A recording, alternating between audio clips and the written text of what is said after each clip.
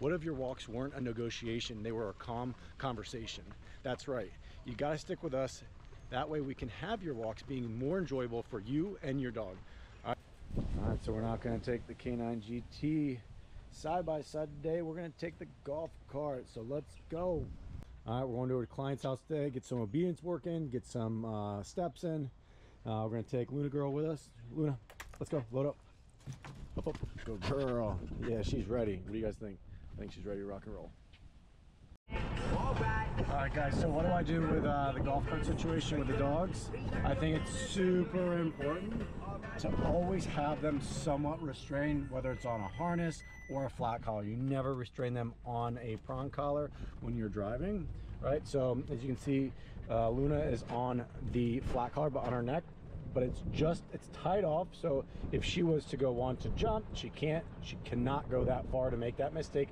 Or if I take a sharp turn like that, boom, boom, boom, she can't fall off, right? It's just long enough to keep her on, but again, long enough where she's not restrained to move around. I want her to be able to move around a little bit, and it's up high so it doesn't get, you know, tucked underneath of her where she's able to hurt herself. Right, Luna? Yeah, it's a good girl. You ready? You wanna go? All right, my two doggos ready for a long walk. Oh yeah. Excuse me, sit. Thank you so much. You guys ready? You wanna go for a walk? All right. Just because the door's open doesn't mean you guys get to go out. Go ahead. Okay. Good job.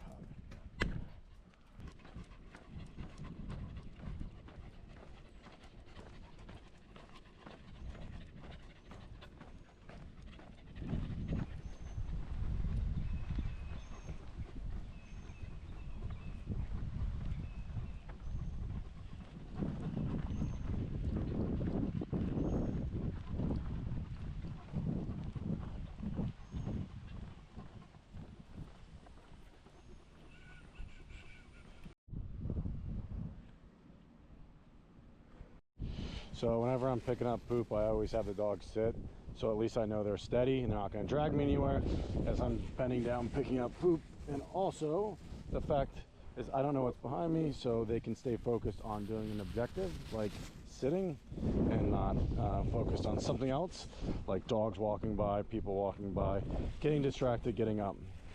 And then once we're done, we tell them, okay, let's go back on our walk, and we keep moving them. All right, let's go, guys. Good job. All right, heel.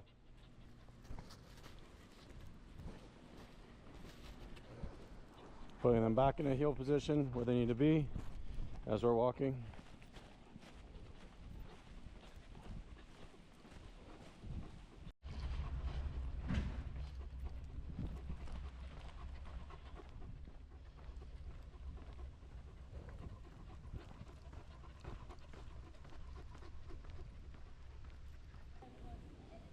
There's a lot of people out on walks today, which add for a great source of distractions for the dogs, which is amazing to have.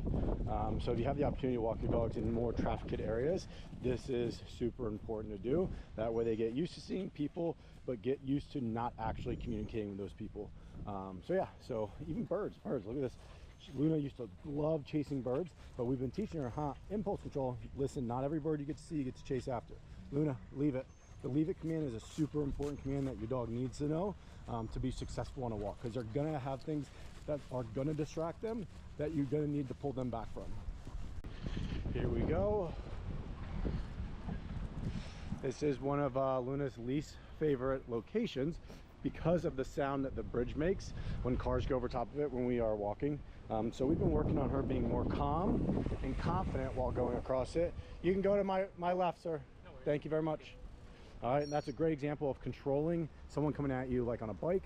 I don't want that guy going to my left with the dogs. Close proximity could spook the dogs.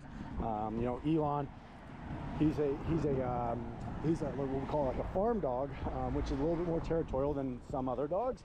So we don't like putting him in sticky situations like that. So if I can control the environment, that's going to be the best setup for the dogs. All right, we got the Boca Resort right there. Everyone hanging out for the day.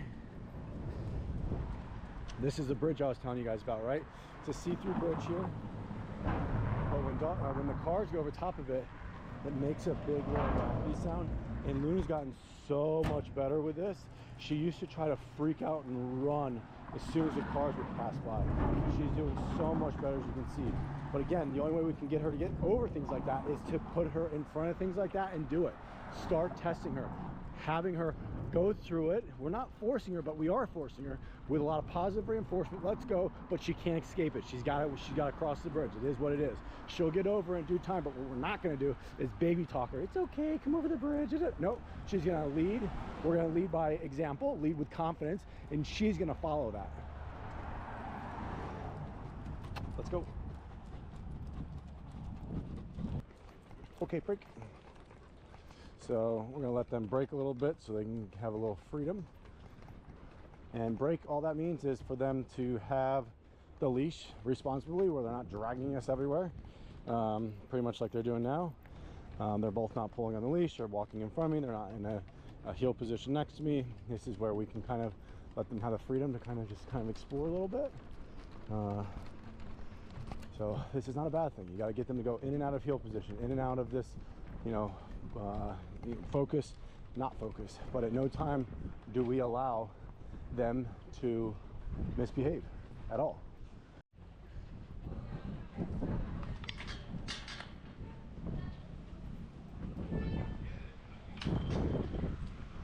Yo, coming behind you. Yo.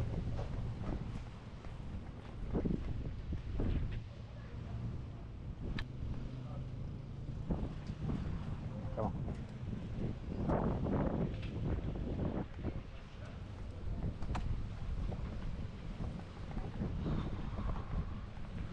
Yo. Beautiful day on the beach.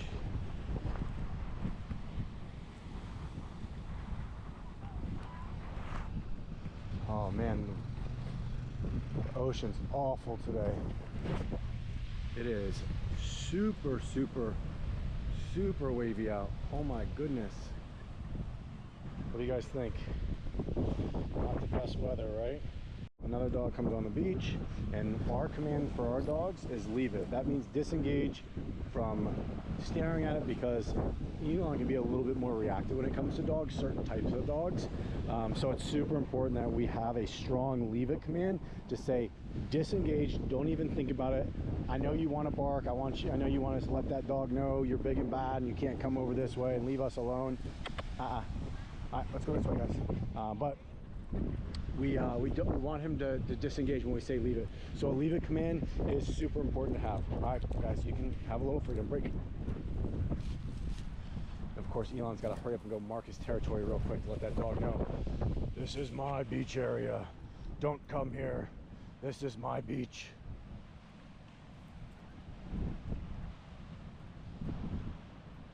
You guys catch anything? No. Ah! Not even a buzz. Not letting them explore a little bit still. Come on this way.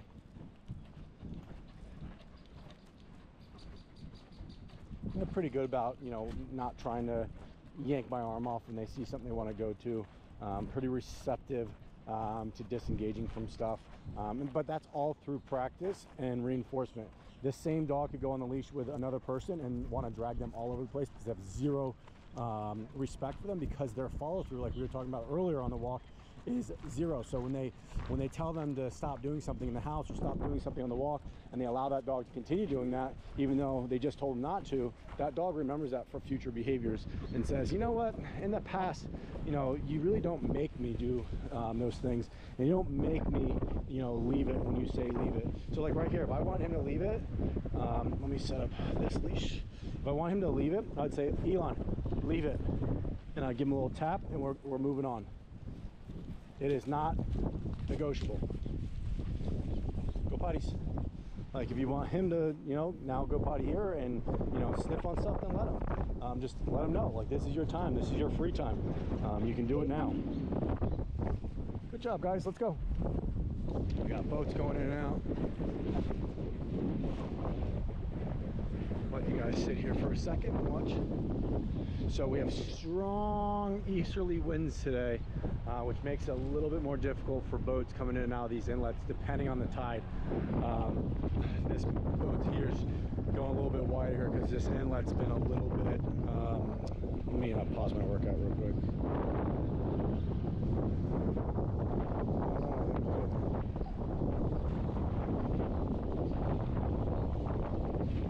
This boat's gonna think about it.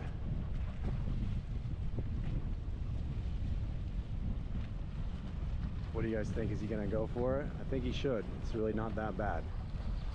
But he's gonna come wide here and get this boat up and running. Here we go. He's got this, no problem. Little Grady White action. He should be able to punch it right through there. Not super big waves on the inlet. He's going for it. Let's go. There he goes. Boom. Definitely not a day for smaller boats going out here.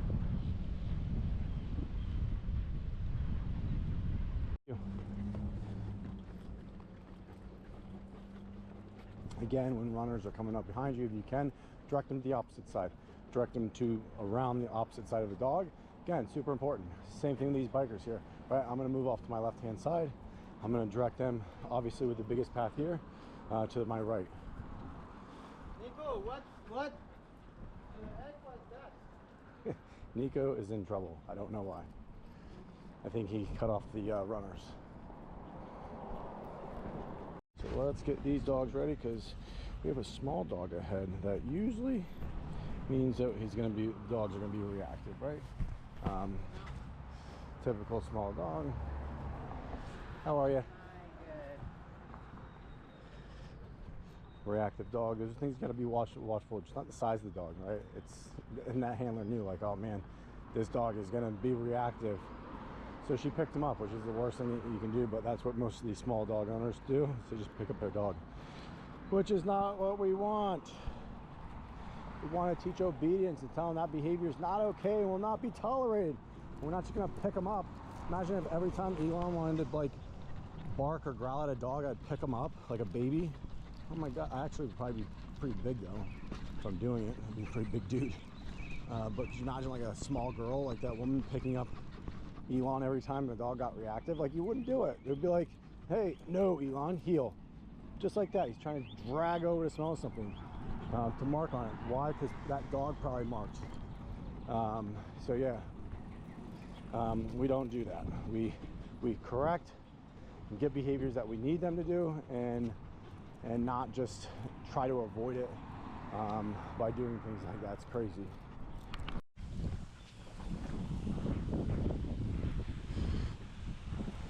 All right, go ahead and roll. Go ahead and roll, hurry up. He loves to roll in the, there you go. Get your roll on. Good job. All right, cooled off, let's go. Let's go. Good job, guys. Elon, we're not rolling anymore. Elon loves a good roll. Hey, I'll let you roll up here, okay? Ready? All right, go ahead. Get your roll on. Go ahead. Yeah, shake it off.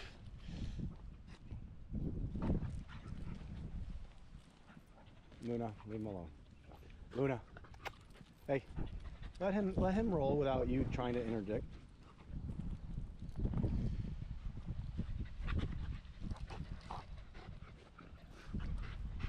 Hey, enough. All right, let's go, Elon. Enough. Good job. Let's go. God, you're such a dork. He is so funny.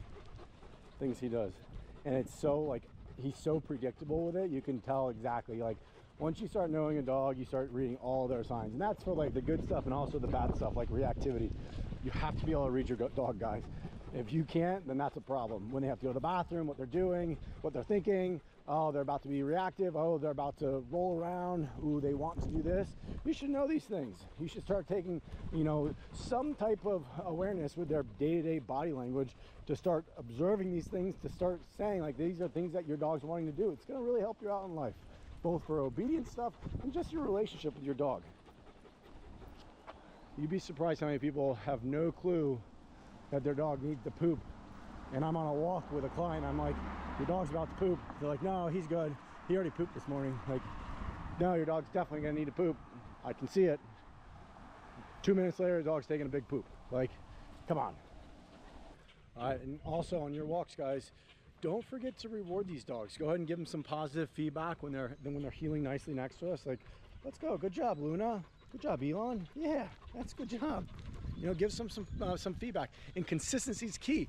Have your same expectation every single walk, where you're not like wishy-washy. That's going to build trust with your dog, guys. It's going to build the better relationship, because when you're like wishy-washy with what your rules and regulations are on your walk, they are too with their behavior, which is going to create friction between the two of you guys, which is not what we want. That's going to lead to a dog that doesn't trust you. That's like, no, you usually allow this stuff. Now you don't. I don't understand why. So at the end of the day, you guys, having your leadership with your dog is going to equal safety. Safety is key in everything we do. We want the dogs to be safe, making good decisions, and we want reliable obedience work. And if you guys can't even get that on leash, you're never going to get that off leash, inside the home, at a park, out and about. I mean, you're destined to fail. All right, guys. So start walking your dog today. Start setting your goals on your walk. Start setting rules on your walk. What's our goal for today's walk? Is it a structured walk? You know, it doesn't have to be super, you know, where the dog's heeling, looking up at us, but we want to make sure that dog's not dragging us on the leash. And we're going to, you know, try to, you know, if the dog has reactivity issues, we're going to try to come into contact with some dogs. Maybe set your distance further away than you normally would. That way we can get some success, reward that, and then start to, you know, close in those distance with that reactivity. But every dog, every breed, every situation is going to be different. So you just got to get out there and expose yourself to every type of scenario that you can. All right, guys, like always, build a bond, build trust, and build your team. Peace. All right, guys, let's go.